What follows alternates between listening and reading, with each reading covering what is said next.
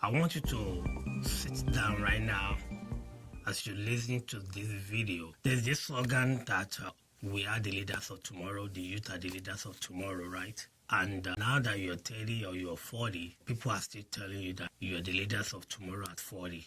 That's good. You are still the leaders of tomorrow. Yeah, carry on, the energy. Let the spirit move you. You are the leaders of tomorrow.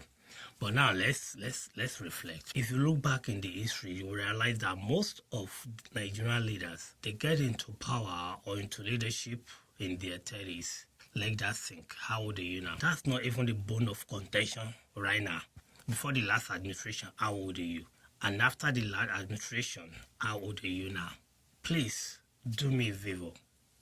I don't just want you to listen to this message, okay? Write it down so that when it's visual, you will grab or understand to detail and it will make meaning or sense to you at the end of the video, okay?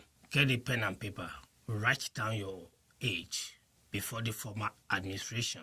Add 8 years of the former administration, add it to your age. And now, how old are you? After that you know your age, the new administration is going to spend 4 years. Add that 4 years to your age. Or probably 2027 or when the next election comes, probably it will be 8 years. Because one thing I understand is that the chances that an incumbent elected official, be it your governor, probably your president, your senate, house of rep, whatever it is, maybe your local government chairman, the chances that they will spend 8 years is very high because they are incumbent. So, anytime we choose a leader and we choose wrongly, that is 8 years of your life go to waste. Let that sink. You see, I'm going to be going through some things that will open your mind when it comes to choosing a bad leader. When we choose a leader that they prioritize their interests over the interest of the whole country, a lot of things will kind of go wrong. So let's look at it. Like I said, I believe now you're putting that number down. Your age, add 8 years to that your age. Now add another 8 years to it, right? And like I said, whatever that is messed up for 8 years, it will set you back 20 years. I don't know if that makes sense. We're going to be running down some tests right now just to see the effect of choosing or electing a bad leader when you do not fight to make your vote count. Because in most cases, it is not about we choosing a bad leader. It's about not making our vote count. It's about selection and not election.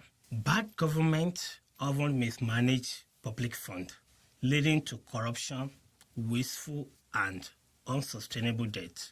When the government is corrupt or incompetent, they will squander the national resources while neglecting critical sectors like healthcare or education. Bad government often suppress, curtail freedom of speech, and violate human rights to maintain power, and this will create fear and oppression within society.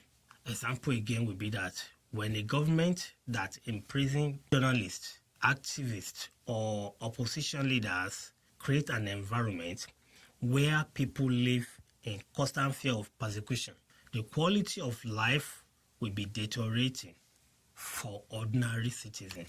Hospital without adequate supplies, we have school without qualified teachers, and our road is going to be filled with a lot of potholes, which will be a sign of neglecting our public service. They will prioritize their pockets. I hope that is clear. Bad government tend to foster culture of corruption. It is embedded in their system, where officials prioritize personal gain over public welfare. This diverts resources away from those who need them the most. Bad government often exploits societal division, such as the race that we have now. They will use religion, or they will use class to consolidate power. So this weaken national unity and foster hostility among different groups. I hope you see what's going on right now. Politicians will spread hate speech or misinformation, deepening divide between community, making it harder to address common challenges collectively. It is when you guys are united that you will know that the problem is not you, but the government. Bad government creates brain drain. Talented individuals include doctors, engineers, and entrepreneurs. They will leave the country because they see no opportunity for growth or safety at all. Lack of accountability. Bad government avoid accountability by silencing critics. They manipulate the law and they rig electoral process without check and balance. Abuse of power becomes normalized. Example of this will be what is going on right now. We all know the killing that is going on right now, so I don't need to go deep. A bad government are long-term damage to future generation. The decision made by bad government have lasting effect that burden future generation with debt, inequality, and unresolved problem. I asked you in the beginning of this video that how old are you? Of what benefits is this democracy to you? Do you actually enjoy the dividend of this democracy? Is democracy actually fit for us in Africa? This is just a question I want us to sit down and ask ourselves. That anytime we vote and the Electoral Commission reveals to let our vote count, it will become a selection and no more election. When a leader is being selected, you know that leader do not mean well for the country. It's not like we do not have a good head, but the problem is that most of the good head we have do not have the capacity to compete with all the devourers with big pockets. For example, let's assume we have someone with good intention that want to run for a governorship election or probably the president. The humongous fee for nomination form alone is a systematic way of trying to eliminate the good ones so that only the bad ones will be participating in election. How many people is going to be able to afford to pay 100 million for a nomination form? Or those who will be able to pay 50 million for a nomination form? So I think as people, if we have to start the sanitization, we have to start with party that charge this unreasonable amount of fee that systematically eliminate those with good intention from participating in election. Because if you don't have the money, you don't have the form. And if you don't have the form, you can't participate in the election. Anytime we elect leaders that do not have the interest of the people, 8 good years of your life go down the drain. If we will go back in memory lane, there's thing I want you to do, right? You can go on internet or anywhere. Go and look at Nigeria of the past and the Dubai of the past and compare the Dubai of today with Nigeria of today. What do you see? What is the difference? The only thing that is different from those Arab countries compared to our own country is that they have leaders who are willing to put their people first. That is just the difference. They do not have better brain than us. They do not have better resources than us.